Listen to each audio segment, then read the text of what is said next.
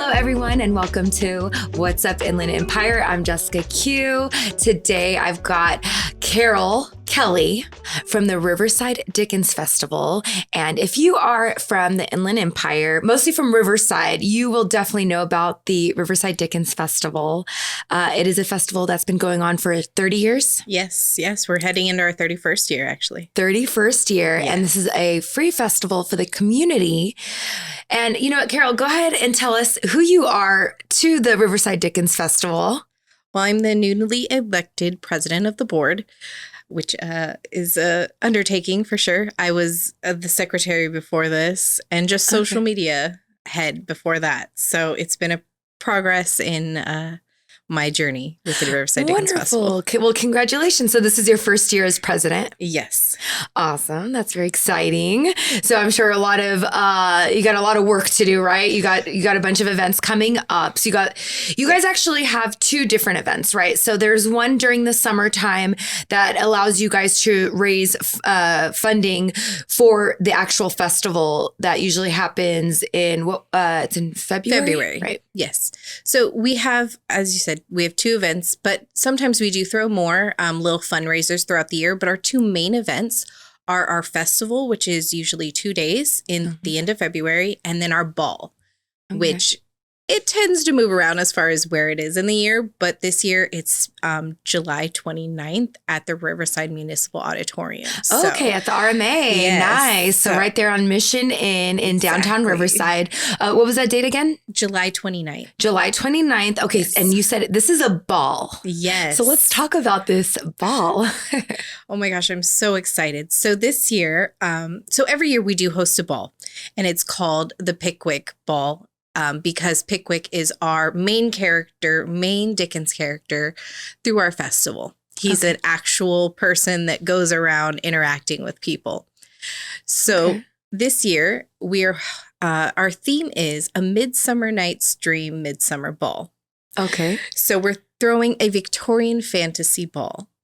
Now, I don't know about many people, but I went to what was the Bridgerton experience in LA, which was fantastic. And they said it was a ball, but they didn't have the dancing aspect. Oh. So what I'm trying to do with this year's ball is unite what I had at that Bridgerton experience, which was the beauty of the decorations and the experience of taking the pictures with dancing. So ballroom dancing. Yes. Basically from like the early 1800s. Exactly. Ooh, okay. So what if somebody doesn't know how to dance? That's perfectly fine. We have guided dances. Oh, okay. So not only that, we're going to be hosting a time before the ball that someone is able to come in and learn dances ahead of time as well. And so at the ball, there will be somebody telling you where to go, what hand to raise, where to, pass through partners. Because it is where, you see in old movies where they're in lines and they're going in and out and they're uniting at their hands. That's what that dancing So is. that's what you're going to make happen at the RMA. Okay. Yeah. That's awesome. Okay. And so this event is, it's a fundraiser. So it is what will raise money so you guys can have the Riverside Dickens Festival in February. Exactly. So the ball, if they want to get tickets or more information, where can they find out about that for the ball? So you can go on our Instagram or Twitter. It'll lead you to our website where you can purchase tickets, and there are tickets on Eventbrite, and we will be releasing tickets on Ticketmaster as well. Okay. Shortly. Awesome. And what's the website really quick? Sorry, dickensfest.com. Dickensfest.com. Okay, Correct. Perfect. Now let's go back to the history of the Riverside Dickens Festival. So this is going to be the 31st year. And it's a very long time. And I'm sure you haven't been there all the years. You're not old enough to have been around since then. So, but you do dress up. You do dress up and you do look like that you are from that era, which is very awesome, that Victorian era. But let's talk about how the Riverside Dickens Festival got started, this foundation. So years ago, the Grant family started this festival as an educational festival. And that is really what our focus is. We are here to educate the community about classical literature as well as inventors like Tesla and Edison from that time as well. And we're trying to broaden what the community knows about this period of time because it's very important as far as how it affected our literature that we read even now, as well as the inventions that we use today. So we're trying to show people, all this was invented in really just a short amount of time. All this was brought about, all this literature, all this art. And so that's what our festival is focused on. And we started out as a street festival, and we've continued to be a street festival for 30 years, which is the longest running street festival in Riverside. In Riverside. That's amazing. Yeah. And you guys take over, what is it, like around Main Street, right by the courthouse, right? And City Hall. Main Street up to about Mission Inn. That's what we've been taking up. We're talking about maybe making a change this year, but it's still in the works. But that for you might years, move it to a different street. Exactly. Okay. So we might make it just more accessible. Oh, awesome. Okay. I can't wait to hear about that as it comes along. I'm not ready to announce anything yet, but we are still going to be a street festival. We're still going to be in downtown Riverside right there. So people can just walk on through and just see what we're about. Because that's really what we want, is just people to stop and see us and learn something. And this festival is free. So anybody walking by can go ahead and basically walk into the whole festival area and experience everything. Of course, you've got food vendors, you've got craft vendors, there's musicians. And the best part, what I love about it, is everybody's dressed up in this Victorian era, and it's so fun. So anybody can go. You don't have to dress up, but why not? Why not dress up and have a good time? But I love that. It's educational and fun. It's in Riverside. But of course, anybody's welcome to come from whatever area. So anywhere in the IE can come down. We have people from all across the country. And when we held our virtual festival in 2021, and again, this last year, we actually had people from all around the world joining in. Really? Yes. So that was really a great experience to broaden the reach, hitting Australia. I think we hit Austria. So it's really cool just to know that we're getting out there. That's amazing. Spreading. That's really amazing to be able to have that reach all the way, across, other side of the world. That's amazing. Right. And speaking of last year, unfortunately, the weather was so crazy that the 2-day festival was moved to online. Mm-hmm. And I know it was very disappointing because they have a huge team, amazing people, volunteers that put this on and fundraise and do everything. So I know it was like, oh, darn, Yes. I mean, we're a small band of people, of volunteers. Nobody gets paid to do this. Yeah. And we spend all year to put on a 2-day festival. And unfortunately, the crazy weather with the rain not stopping, we couldn't even set up. And then it snowed, and it was just, unfortunately, we had planned all year. Yes, it snowed in the Inland Empire. It snowed in Riverside. So if you guys remember when that happened, that was when the Dickens Festival was supposed to be going on in downtown. That was our weekend. So let's talk about, the Dickens Festival. So Charles Dickens, right? The author. And so you call it the Dickens Festival. Yes. And is there a reason why it's called the Dickens Festival? I believe they were, to call it a Victorian festival, might have focused more on the entertainment aspect. Okay. But calling it a Dickens Festival really focuses on the educational aspect of what we're trying to get across. And so every year we go out to schools and take Dickens' work, because at the time, Dickens was the most published author around the world. And he is still one of the most published authors around the world in many different languages. So every year we go out into schools and we work with different educators to provide readings or essay competitions, all focused around Charles Dickens. And so people can win scholarships, or then we also have schools join us, and they join our parade and they come and display some of their work that they've done. Oh, that's amazing. Now, the sponsor or the scholarships. So is this something that you guys have partnered with an organization or a company, or how does that work? Like if somebody wants to try to apply for that? Well, it is for high schoolers. And so it's really based around the certain schools that we go out to and talk to. And as far as partnering, I believe this is a good question for my educational person that I should have asked them before I came in. I believe so as a festival, we're mostly sponsored by grants. Okay. And so we use the money from that. The grants. Yes. To provide the scholarships. The scholarships. Oh, yes. That's amazing. So it's part of the money that you get to put on the festival that you actually give back. Yes. So you guys are getting it and then you're giving it back again. Like that's awesome. I love that. That's we're not keeping it. No, we're giving it away. I love that. That's so amazing. Yes. So we're going to actually go into a quick commercial break. So thank you to our sponsors. Let's check out their message real quick. Are you ready to have a white and bright smile? Then it's time to order Qattawai Wowi. Go to QattawaiWowi.com to learn more about this system that works in 7 days to give you a bright smile. Use code podcast and get $20 off.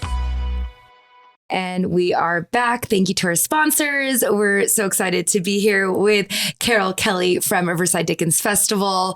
And so we're talking about this festival. It's been going on for this year, it'll be 31 years. And so amazing. It's a free festival in downtown Riverside. If you haven't gone yet, you definitely want to go check it out. You can dress up. You don't have to.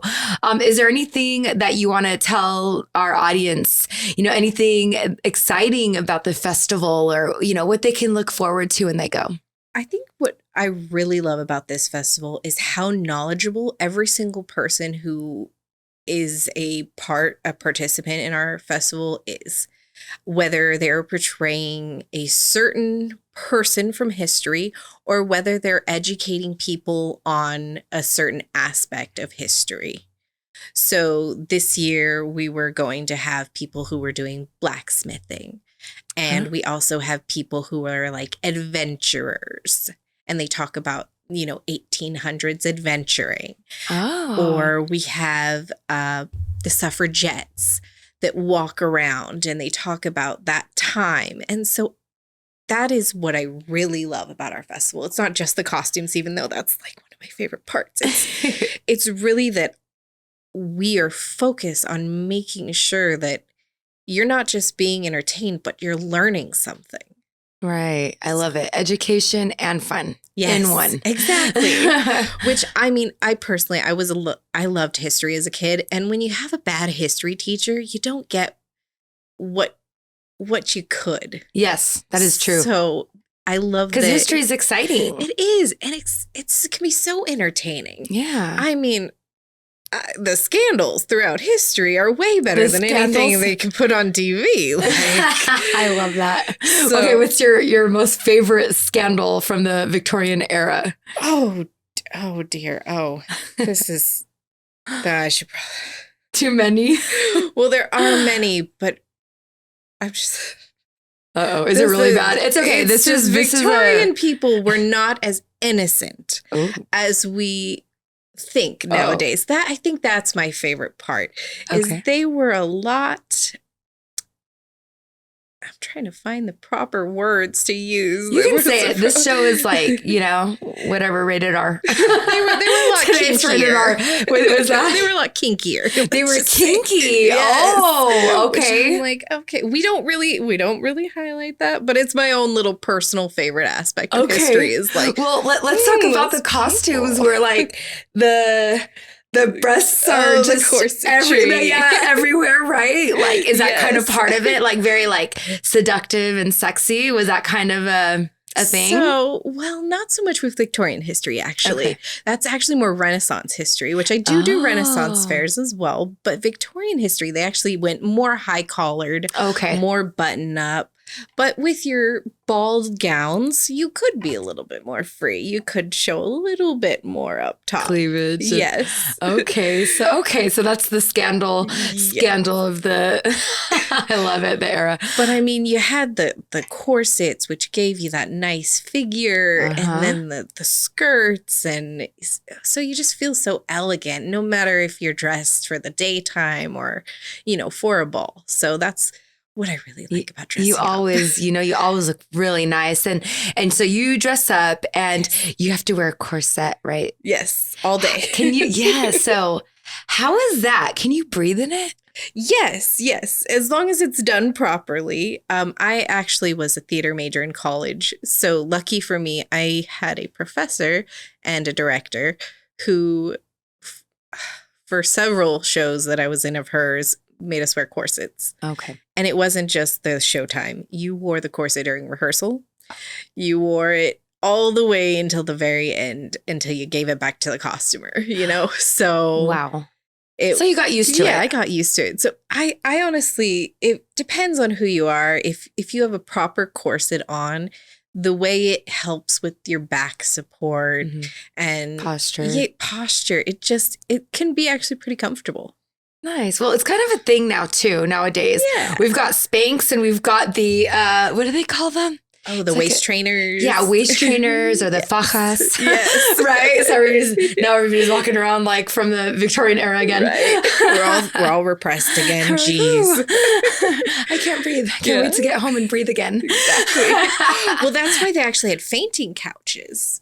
Fainting couches? Yes. So women could, let me just take a moment so that I can lay down and maybe stretch my body so it can breathe a little bit. That is funny. So fainting couches were a thing. Yep. We might need those nowadays. Okay. Right? Let's bring those back. Just put one down. Faint. Nice. Okay. And then what about your character? So when you dress up for the Dickens Fest, what character do you like to play or So I bring was back? Honored at the first few years I did this, about 4 years. 3 years or 4 years. I portrayed Anne Bronte, who was the least known Bronte sister of the three. And now I actually portray Jane Austen. Okay. So she's actually not Victorian. She's Regency. Okay. Which is actually, it's not even the era right before Victorian. It's actually her grandparents' era. Oh, okay. So she is one of the most famous authors out there. She produced 6 novels. Oh, okay. In her time. So six full novels. She has other works that are a little bit smaller. And so if you've watched Bridgerton, that style is the style of Jane Austen. Okay. So, but not the sexiness of Bridgerton. Jane Austen was absolutely, the characters didn't even kiss until the very end. Oh, and wow. that's if they kissed. And if they kissed. So, it's much more It's a prudish, a little bit, honestly. But I like it. I like it because it builds tension. Okay, so that's that show. Yes. What is it called? Bridgerton Bridgerton? is the Is same it like on era. Netflix or something? Yes. Okay, I haven't watched it. I think I've seen it like scrolling and I saw that, but I was like, oh, what is that about? But I haven't watched it. Yeah, so it's a good show. It is. But the costumes are a little different than like the Victorian era. So Victorian, you have like the big hoop skirts. But with my costume, it's very like straight. So it's a little different, which is nice because I walk around and people are like, oh, she's a little different. It's like, yes, I'm a little different. Les, see my name? You're like, yes, I see love who it. I am. And while you're walking around during the festival, do people approach you, ask you questions? Yes. How is that engaging with attendees? Oh, I absolutely love it. So I fell in love with Jane Austen at 14. So personally, I have all this knowledge that I've stored in my brain for over half my life. Nice. That I'm like, I can't wait to just tell everybody that I can. I'm like, please ask me any questions. I have your answers. So I love it. I absolutely love engaging with people. And you act like you're her. So Yes. at the festival, if somebody were to see you, so if you see Carole. Don't call her Carole. Nope. I'll have a name tag. It says Jane Austen on. Okay. And you sit there and you talk to everybody like you're Jane. Mm-hmm. And now, do you have an accent? I do. Can we hear your accent? Let's hear you. Let's hear it. Dear. I should have practiced that before I came in. Well, let me think about it here. Yes, this is about where I go because Jane was a gentlewoman. She wasn't upper class, but she was not lower class either. So she did have such as a maid to help her. And they had servants about the house, but they were not rich at all. So keeps a higher class accent. I love it. That was awesome. Thank you. We just put you on the spot and you did it. You're awesome. Thank you. I'm glad it actually came out. Yeah. Oh my God. I love it. We should have done the whole interview with your accent. Oh, dang. That would have been great. And then just gone American at the end. Oh my God. That was awesome. Trip people out. So, okay. Well, we're going to be wrapping up. Is there anything that you would like to, tell everybody out there? First of all, I wanted to start off with the next thing coming up is the ball. Yes. So if they want tickets, they go to dickensfest.com or find us on Eventbrite. You can go on Eventbrite, Riverside Dickens Festival, and you'll find us. We have a separate little page, and all our events end up being on Eventbrite as well. On there. Okay, perfect. Yes. So they can go to the website or they can go to Eventbrite. Yes. Now, that's coming up. So you can dress up, go to a ball at the RMA. That's going to be so much fun. I'm going to definitely go. I'll be there. Oh, you came to one of our other events and looked fabulous. So you remember? Yes. Yeah. What was it? We did the the murder mystery. The murder mystery. That's another fundraiser for the Dickens Fest. And so I came out with a friend of mine and we did dress up. And I think I wore, because I didn't have anything like Victorian. Mm-hmm. Mine was like this Mediterranean, like Indian. Dress and jeweled and everything. It went well. I never got to wear it. I had it in the closet. I was like, maybe I can wear this. And that's what we love. Like, even if you don't have a historical costume, if you have something that's so beautiful and you never get to wear it, but you want to, come to our ball. Yes, exactly. Wear it. I'm a great example of that. Like I literally just found something in my closet that looked gorgeous and I wore it finally. And it was fun. So that's another the murder mystery dinners that you guys host. And those happen right before the Dickens Fest. Yes, we've had that before. We are going to discuss more fundraisers. So there will be popping up on our Instagram, on our website. So we'll be hosting more throughout the year. Perfect. So you guys want to go out there and get on your Instagram or your Facebook and follow them. They're on Facebook and Instagram and Twitter. Twitter too. And Twitter, yeah. Correct. And then they've got a website. So we got the ball. Then, of course, in February, we're going to have the 31st Riverside Dickens Festival. And we want to encourage everybody out there to come down, hang out, check it out. You can also, I know you guys have like little tea parties, which you'd buy tickets for. Mm-hmm. You can go to the festival, walk around, enjoy everything. But of course, if you want to eat, you got to pay for it. If you want to attend like the tea party, you want to, you'll get tickets for that. Mm-hmm. I know there's a lot of stuff for kids and for adults. Yes. But no kinkiness at the festival? I'm just kidding. We do have what's called Dickens After Dark. So it's a little bit more of a risque show, 21 and over. Okay. That is a big draw. We do have some dances. Some can girls have done dances. Okay. We had some belly dancing. Ooh, that's right up my alley. So that night is a bit more adult. Nothing too crazy, of course, but more adult. Yes. I'll have to talk to you about maybe belly dancing at that event. Oh, I might do, After Dark shoot. Yes. Why not? I'll change my name. I'll be like Esmeralda or something. Oh, I love it. Fabulous. So last but not least, we just, we want you guys to get out there, go follow the pages, stay connected. The Riverside Dickens Festival is so much fun. You guys are going to enjoy it. The kids are going to enjoy it. And if you don't have kids and you want to attend the Dickens After Dark, that sounds fun too. So the tickets will be on the website as well for that and event. Right. Perfect. So any last things, any last words?